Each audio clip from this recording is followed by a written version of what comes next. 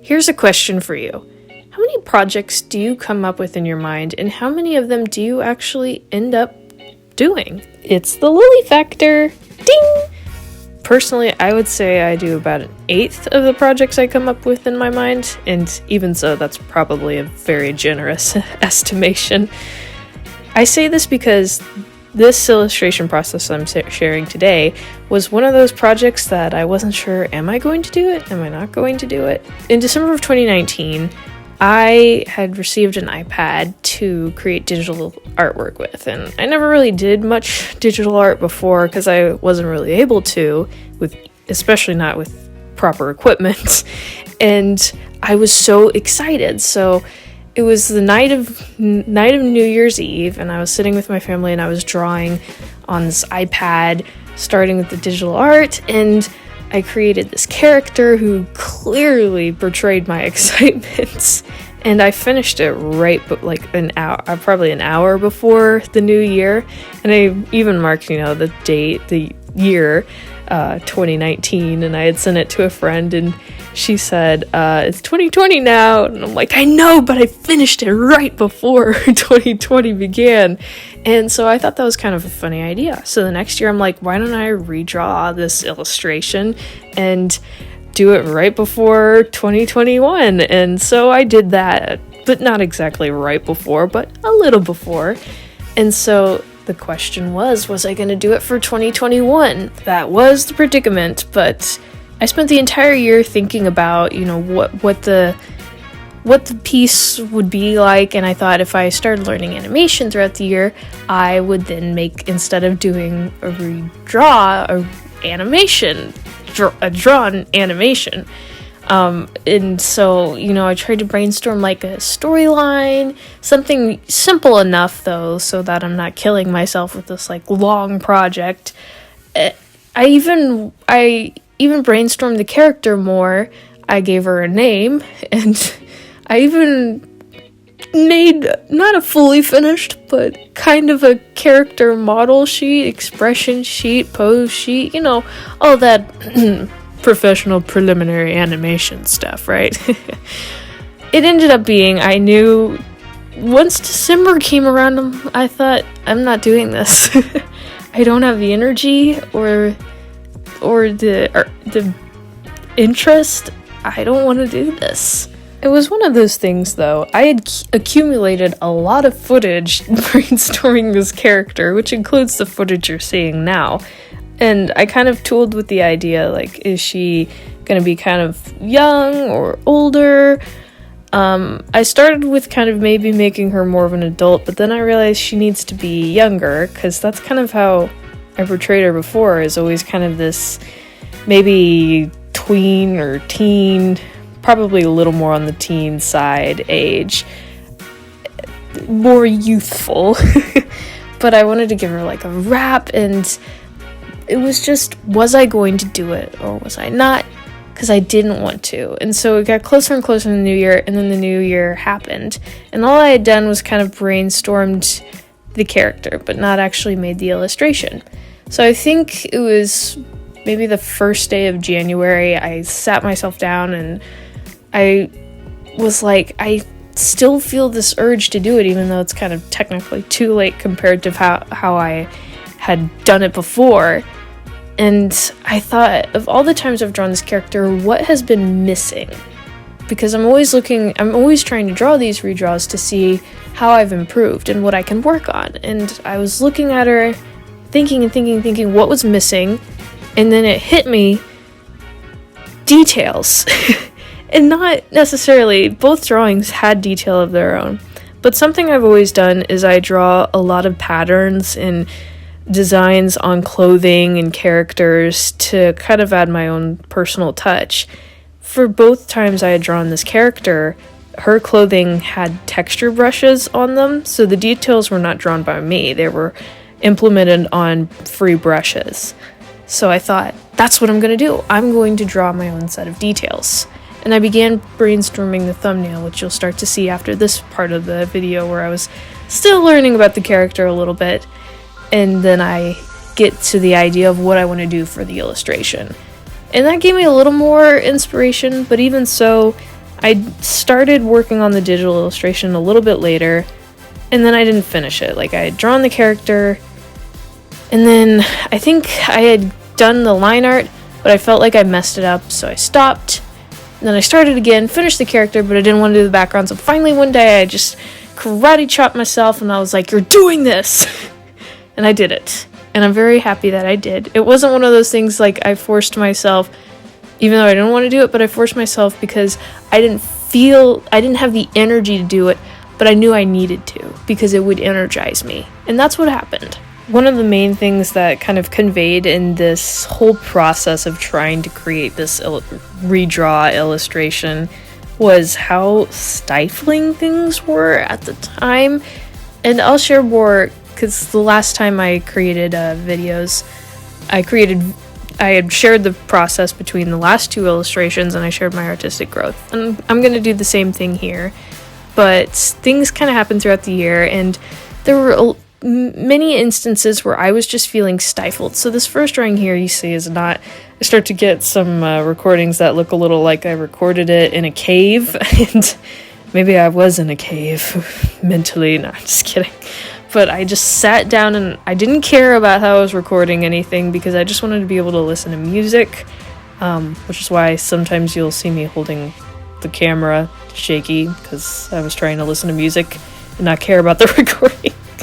But I just pressed as hard as I could with that first drawing with the pencil and really tried to just detail and not limit myself because I had just been feeling stifled in many instances, and I was just letting that rage out of no more restrictions. And so that's kind of what happened, and you can see my glorious little cinematography there. Just shaky cam and shadows galore, but it's I'm glad I did it because it was one of those I made up my mind I was going to do that drawing, and I was not gonna be picky about filming it because I just knew I needed to film it regardless, because I was going to draw it and it needed to be recorded. I don't know, one of those things. Now to get into the year, a lot of highs and lows for me.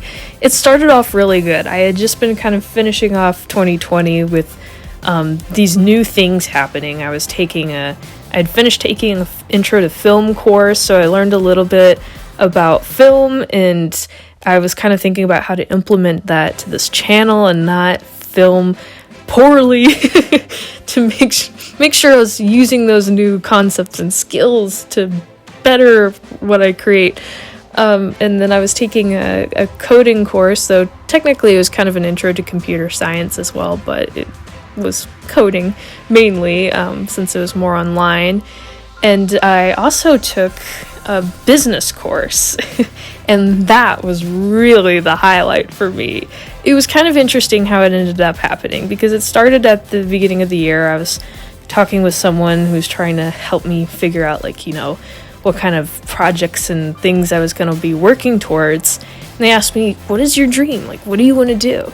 And I told them I want to create animated series. I want to have my own animation studio to make these series and share them with the world and inspire people, and all riled up, right? And they're like, "Oh, you should take this business course." I'm like, "Business? I want to create animation. You want me to learn how to sell it first?" I'm like, "Shouldn't I be taking an animation course first or something?" They're like, no, you should try this business course. And so I'm like, all right. I didn't actually say that, though, about selling the animation. I thought it, but I didn't say it. But I was pretty much up for anything. So I agreed, and I applied to this business course, and I began taking it, and boy, was it a great experience. For starters, going into a course being surrounded by a bunch of other people who are motivated and want to create businesses to better the world or economy or whatever you want to better, and to be surrounded by people like that, and to hear all these people with their goals and what they want to achieve, and to have these teachers who were just so motivated to motivate us, and to get to just telling all the students, like, you can do this. You're not limited by age or by just who you are. You can accomplish anything you set your mind to, and just teaching us, through teaching us business, through teaching us how to create a business, and you create a pitch and a business plan and learn about sales projections and all these things. It was really inspiring, but also great challenge to be the one person who's not selling a tangible product. I'm selling animation, but you can't really hold that, right? So that was definitely interesting, doing a lot of research on animation and how freelancers work on selling animation, how animation businesses work on selling animation. It was really interesting to think about animation for the first time in an entrepreneurial mindset. It was really interesting. But also, I spent a lot of time in this class because they had us prepare for business plan competitions. So creating pitches for our businesses was really something else. I really enjoyed thinking about how to sell animation, right? So it was really interesting to brainstorm a pitch and write it, and but I also had to create a logo for my business, and so it was finally like all these ideas from as a young girl and creating a logo from it. And there was one day, it was long but fun, where I took the time to sit down and create this logo for my business, and my mom was sitting with me. And so the entire day, I was working on this logo, and she was there nitpicking it and telling me what would work, what wouldn't work. And finally I created this logo, and I like to say my drawings have expiration dates, so after a few months I look at them and already see where I can improve. But I gotta say, even all this time later, that logo still holds up pretty well. I don't cringe when I look at it, so that's pretty good. And I spent a lot of time writing and rewriting my pitches and sharing them with other people and getting feedback and reworking them for different competitions and such. But there was one instance where I shared my pitch to a graduate student program, and all the students were sitting still in their chairs, calm, when I got on the call, and then I screen shared so I couldn't see them, and I gave my pitch, and I came back to get their feedback. And when I pulled the screen back up again, all of them are out of their seats, they're laughing, they're smiling, and it was such a blessing just to see the positive reaction I could invoke just from sharing my pitch. And it was the whole point too. It was the whole point of the business and what I do, what I love to do. But now to get into my computer science course. On a website creation program, we had to create a website that kind of logged everything we did. So that was kind of fun to think of how to, make kind of a fun little website while also logging what I did for the computer science course. And then there was one instance where we were assigned to create an app off this program for coding apps. And we were assigned to take these sprites from the sprite option from the application and design our own sprites and backgrounds and sound effects and create this game where, like, when the sprites collide dragging across the phone, you get points. And that was pretty fun, creating like this idea for a design for the application. Granted, it sounds pretty cool, like I did some big deal stuff, but honestly, the app in and of itself, it doesn't have any sound.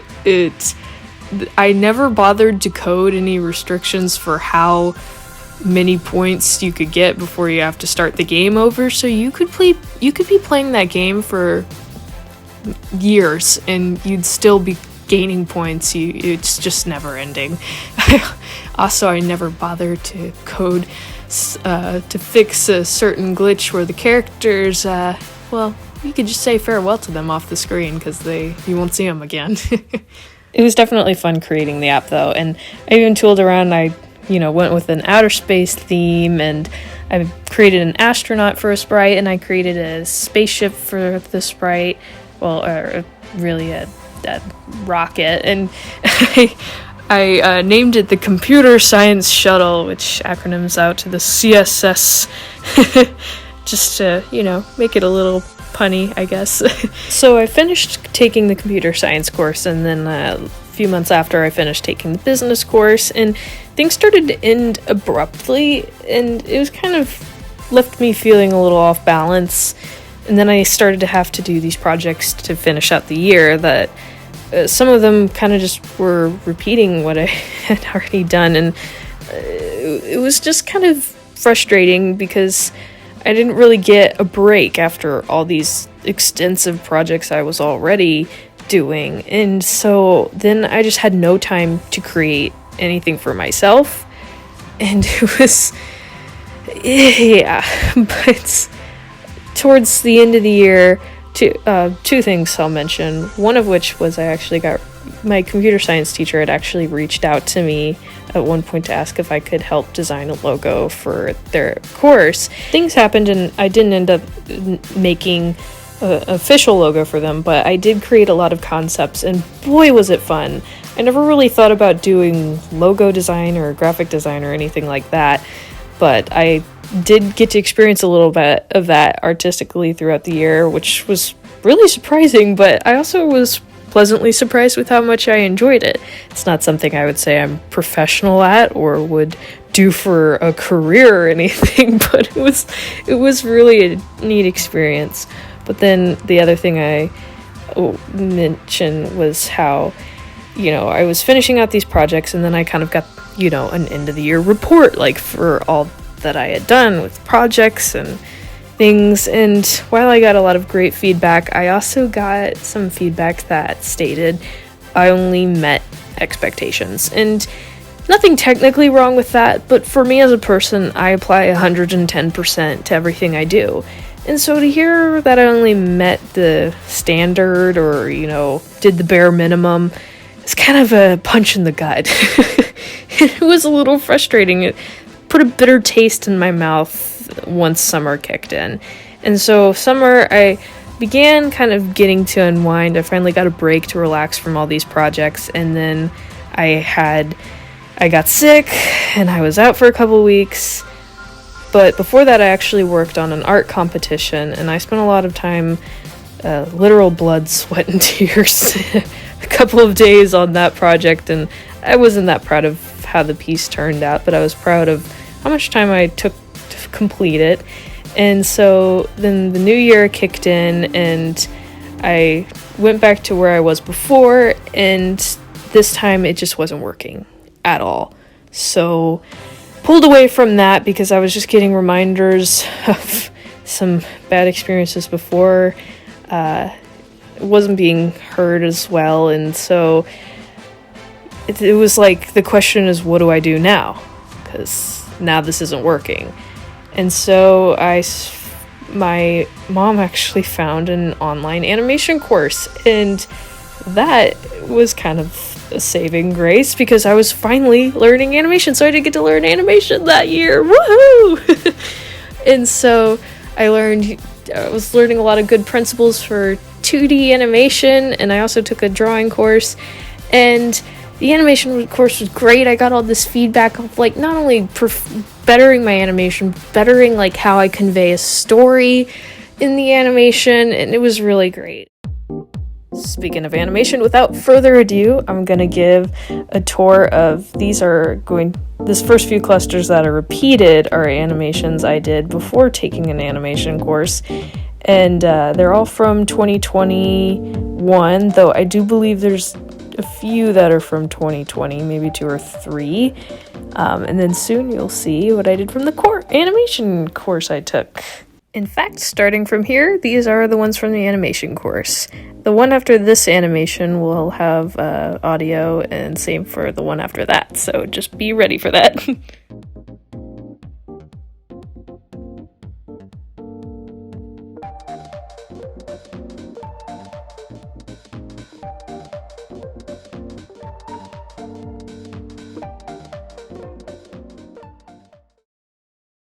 Debit or credit?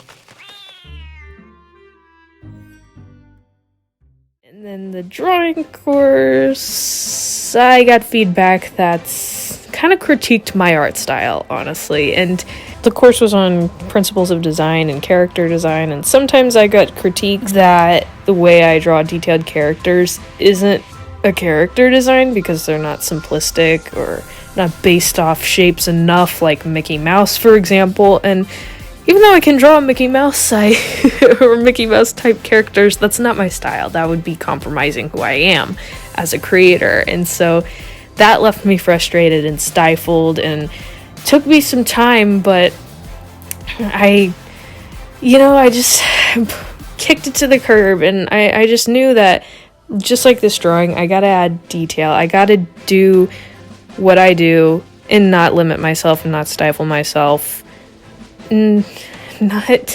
Not meet expectations, so to speak.